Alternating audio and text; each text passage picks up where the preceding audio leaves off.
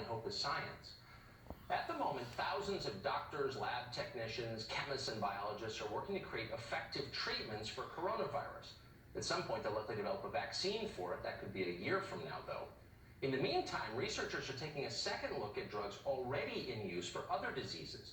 And we're happy to tell you, some promising developments so far.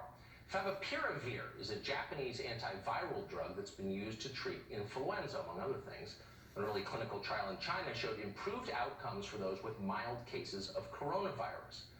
Remdesivir is a drug originally created to fight Ebola. Scientists say it has shown promise too. So have lopinavir and ritonavir. Those are two HIV drugs. All of these medications are being studied right now in a major international trial. It's being overseen by the World Health Organization.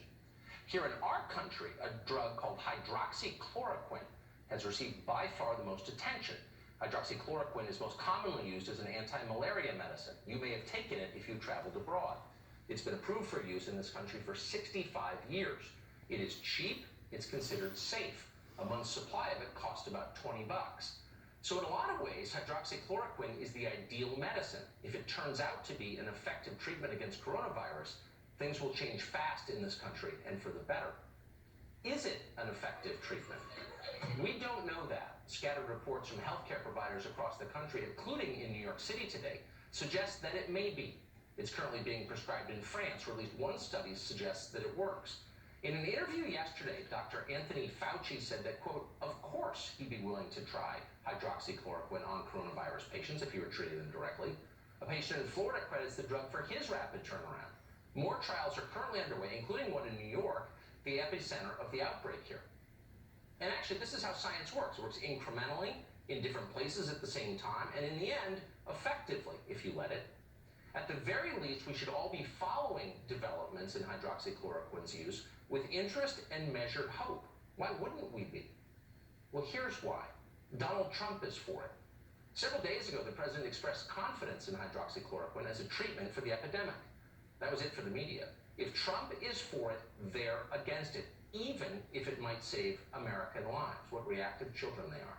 And they immediately began a sustained push to discredit the drug long before the clinical results were in. CNN ran a story accusing the president of, quote, peddling unsubstantiated hope in dark times. NBC News parroted the line, blasting Trump for selling, quote, false hope. Is it possible that your impulse to put a positive spin on things may be giving Americans a false sense of hope? No, I don't think so. Representing preparedness right now. No, I don't think so. I think that I think it's got the not yet approved drug. Such a lovely question. Look, it may work and it may not work. And I agree with the doctor what he said. May work, may not work. I feel good about it. Well, in the midst of this propaganda blitz, a man in Arizona died after eating fish tank cleaner that contained chloroquine as an ingredient, and that was it. Suddenly, the president himself had all but murdered this poor guy with some quack medical cure called chloroquine. Here was CNN's description of it.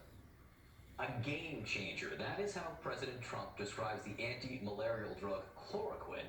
It's now one of 69 drugs being investigated as potential treatment against coronavirus. The problem, it has not yet been approved. And in Arizona, one man has died after an apparent attempt to self-medicate with that drug. So during the course of that segment, by the way, CNN never mentioned that the man ate aquarium cleaner and not medicine. They lied about the substantial, in fact, the central facts of what happened because they thought it might advance a political agenda. Then they informed viewers that Trump was also killing people in Nigeria. John, after President Trump touted the use of chloroquine as a possible treatment for COVID-19, 3 Nigerians have overdosed from that drug, according to Nigerian health officials. Now keep in mind, this isn't a tax bill they're lying about.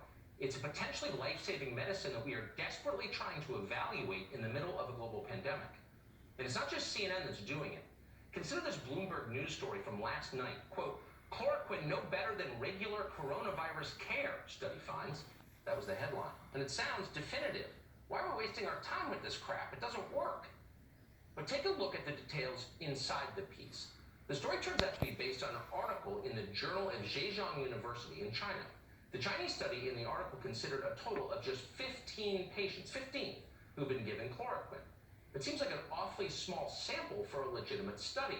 And in fact, the story does concede that it was. Quote, the results of the study weren't statistically significant. Researchers concluded that additional studies using larger numbers of patients are needed. In other words, the story doesn't really tell us anything.